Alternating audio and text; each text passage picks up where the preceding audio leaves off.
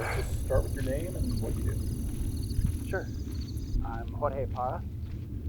I have a master's in psychology. I guess you can say I'm sort of a jack of all trades when it comes to the paranormal. Ghost hunter, sky watcher, cryptozoology hobbyist, ESP skeptic. I guess I'm just an overall skeptic that would really like to believe, to find something that I can believe in.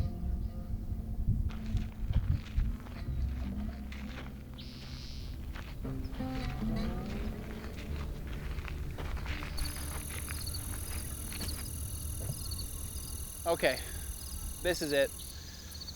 It was right around here. Great. So tell me what you observed on the night of June 15th. Just to be super clear, it was the evening of June 15th, but the occurrence was actually early morning of June 16th, around 12:20 a.m. to be specific. Of course. Got it. Duly noted. Okay. So there had been some reports of anomalous nighttime objects in this area over the past few weeks. I don't want to use the word UFO because people tend to look at me like I'm crazy, so let's just go with anomalous nighttime objects. And I decided to come out and see what I could see. And for a couple of nights, nothing. And then on that night, about 12:20 a.m., I saw what I think can best be described as a ripple across the sky, going from the northeast to the southwest. And there was a sound. I'm not really sure how to describe that either, but it was kind of like a reverberation, I guess, and a whoosh. When that ripple passed, something happened.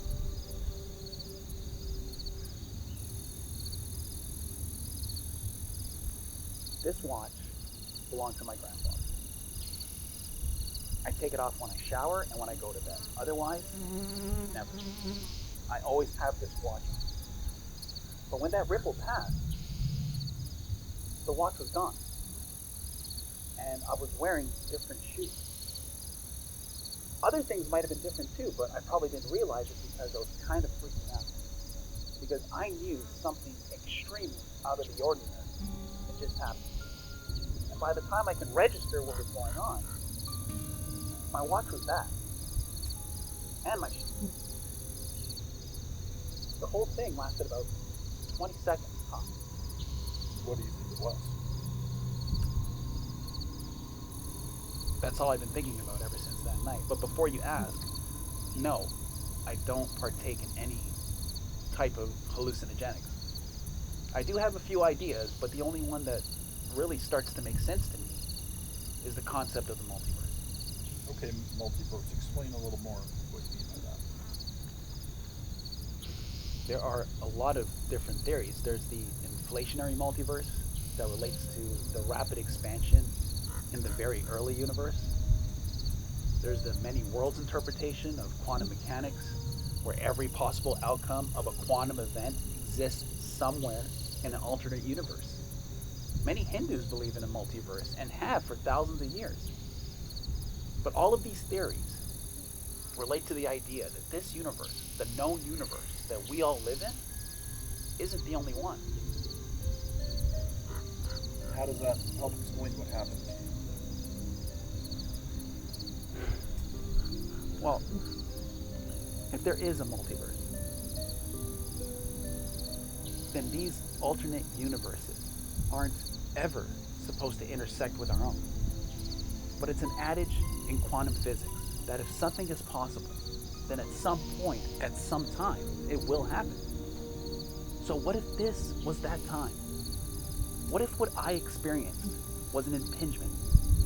A collision of two universes placing me for a brief period of time in another universe where I didn't get my grandfather's watch.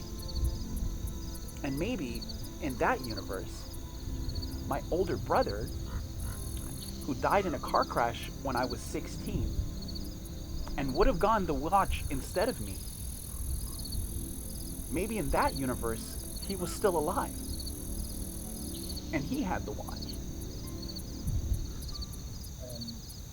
your theory is correct, what would the ramifications of that be?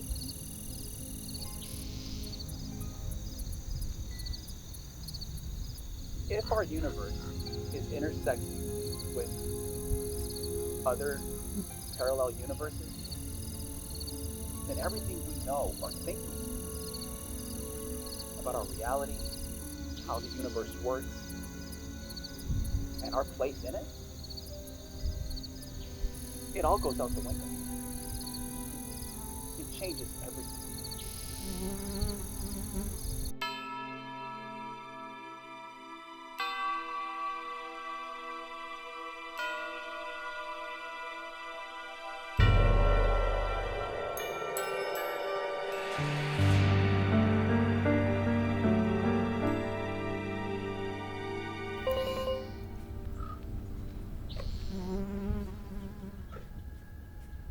Hey, I just got a weird message. Have you guys ever heard of the Avenir Institute?